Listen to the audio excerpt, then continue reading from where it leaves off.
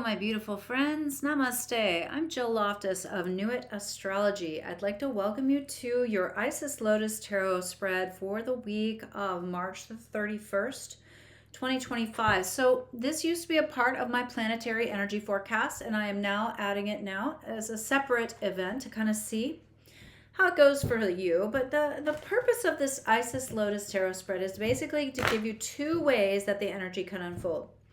Now, you could also look at this as one side being home and one side being work, or, again, I just kind of think of it as two ways to deal with the energy of the week. So this reading is for the collective. I always like to clarify who the reading is for and make sure my microphone is turned on because Mercury is so retrograde.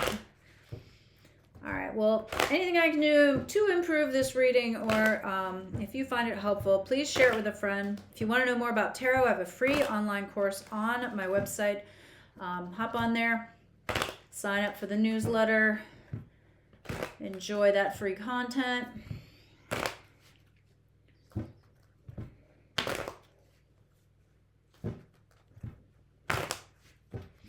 All right, so when we start the Isis Lotus Tarot spread, the first card is basically the past, where we've been coming from.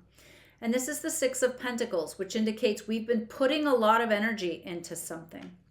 And then you in this situation, I'm getting two cards. One, Nine of Pentacles. So you're trying to be independent. You're trying to feel like you have a say. You're trying to manifest the best possible life. And Three of Pentacles, you're actually getting there. I mean, you're working on it. So progress is being made, feel assured. Now, the present environment of the week. The environment of the week is the Knight of Wands. There's going to be anger, upset, shocking events, sudden things. Neptune is newly in Aries, and I think we're going to meet that energy head on. And then as these energies culminate, Ace of Cups, there will be a new idea, a new vision for your future coming forward. Now, the key card that relates to these things is the Four of Pentacles, which means be conservative. This is a marathon, not a sprint, my friends, okay? The month of April is another huge astrological month, a huge month of change for us as a collective, us as humanity, even not just culturally in certain pockets of the world, but everyone on the planet and beyond. So pull back a little bit, tighten things up, make sure that you have the right resources. Don't scatter yourself financially, energetically, or emotionally. Now, the two forces in play, one is Five of Wands, conflict. The other one, Queen of Wands, just trying to take care of things. All right, now, the near future detail card is the Magician. So reassuring, right? Thank you. Thank you for this reassurance, universe. Now, for the conflict side, we've got the Eight of Cups. There's something you have to let go of. The Queen of Wands is taking care of things, but man, she's stressed. Three of Swords, Five of Wands, Eight of Cups, and the Hermit. So, yes, there's some conflict. You need to not just walk away, but spend some quality time alone. You need to process what's happening. You need to connect to the cosmos. There's information for you there. On the Queen of Wands, tending to things, but she's stressed about it. You have to realize the Hanging Man. Remember, everything is retrograde. We are not going to get some traction right away. But understand that even if we have a pause, it's still potent. All right, two different ways to work with this energy. The two different ways these outcomes could be, right? So on the Five of Wands side, paired with Eight of Cups and Hermit, we have the King of Pentacles. After that potent time away, reallocating your energy, getting things sorted, getting some guidance, you are going to want to move forward with some practical steps. On the Queen of Wands, Three of Swords, Hanging Man side, here's the Queen of Cups. So on this side, it's more about intuition. It's more about understanding what problems need to be solved through spiritual connection, through caretaking, through compassion. Paired with the King of Pentacles, we have Justice. So this is the energy of mixing both our logical mind and our emotional, intuitive self in order to make major decisions. Major decisions are being made. Over here on the Queen of Cups side, the Eight of Swords. There is worry, there is concern, but remember, This is you simply feeding the negative with your mind. Don't contribute to it. Try not to get lost in worry. So, to recap, yes, the basic influence of the past is that we have been trying to pour energy into something. We see what needs to be done.